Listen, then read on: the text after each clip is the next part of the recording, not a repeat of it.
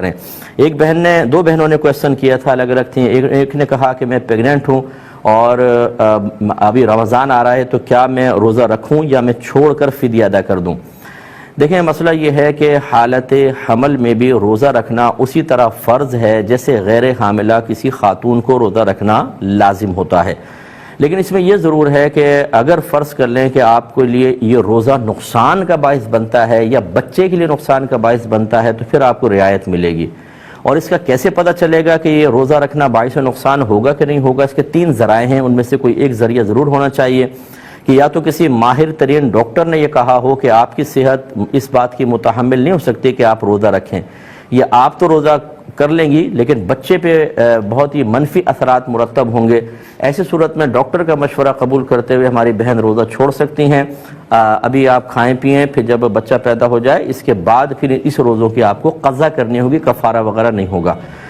دوسرا یہ کہ کوئی سابقہ زندگی کا تجربہ ہو، پہلے کبھی آپ پیگننٹ تھیں، حالت روزہ میں آپ گئیں اور پھر اس میں بہت زیادہ آپ کو نقصان ہوا، آکسیجن کی کمی ہو گئی، پانی کی کمی ہو گئی، دیگر مسائل ہوئے اور بہت ہی مسائل ہو گئے تھے، تو وہ سابقہ تجربہ آپ کے لیے اس رمضان بھی ایک دلیل بن سکتا ہے اور آپ روزہ چھوڑ دیں کیونکہ پہلے آپ کی حالت بگڑی تھی۔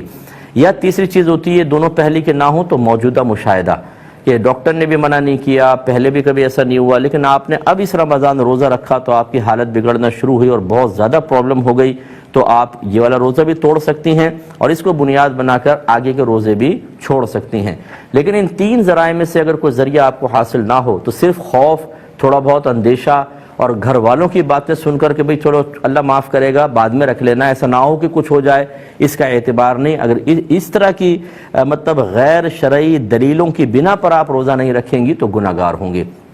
ایسی ایک بہن نے فرمایا کہ میرا بچہ چھوٹا ہے اور میں دودھ پلاتی ہوں تو اس سے روزے پہ کوئی فرق تو نہیں پڑے گا؟ تو دیکھیں، پہلی بات تو یہ کہ دودھ پلانے سے روزے پہ کوئی فرق نہیں پڑتا، نہ روزہ جاتا ہے نہ اس سے وضو ٹوٹتا ہے، یہ اچھی طرح یاد رکھیں۔ اس حالت میں بہنیں دودھ پلا سکتی ہیں،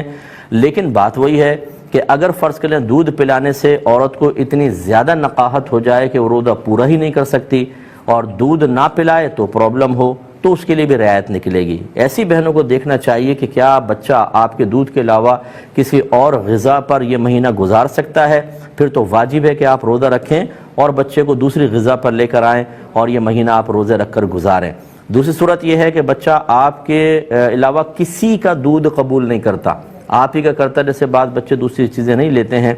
ایسی صورت میں اب وہی غور کرنا ہوگا، وہ جو میں نے پہلے بتایا کہ کسی ڈاکٹر سے مشورہ کریں کہ دودھ پلا کے کمزوری تو نہیں ہو جائے گی مجھے، یا پھر سابقہ زندگی کا تجربہ یا موجودہ مشاہدے کو دلیل بنائیں کہ آپ نے دودھ پلایا اور روزہ پورا کرنا مشکل ہو گیا اور پرابلم کریٹ ہوئی۔ اگر ان تین میں سے ذریعے میں سے کوئی ایک چیز ثابت ہوتی ہے تو پھر آپ کے لیے مطلب دودھ پلائیں اور روزہ چھوڑ دیں، لیکن اگر ایسا نہیں ہے تو پھر آپ روزہ رکھیں اور دودھ پلاتی رہیں اور روزوں کو کمپلیٹ کریں۔ یہ جو ہے نے فدیہ کا پوچھا تھا، فدیہ دیکھیں جب تک انسان چاہے ابھی چاہے مستقبل میں روزہ رکھ سکتا ہے، فدیہ نہیں دے سکتا۔ ایسی بہنیں جو ان حالتوں میں ہیں وہ روزہ چھوڑیں، بعد میں روزے کی قضا رکھیں گی، فدیہ سے کام نہیں چلے گا۔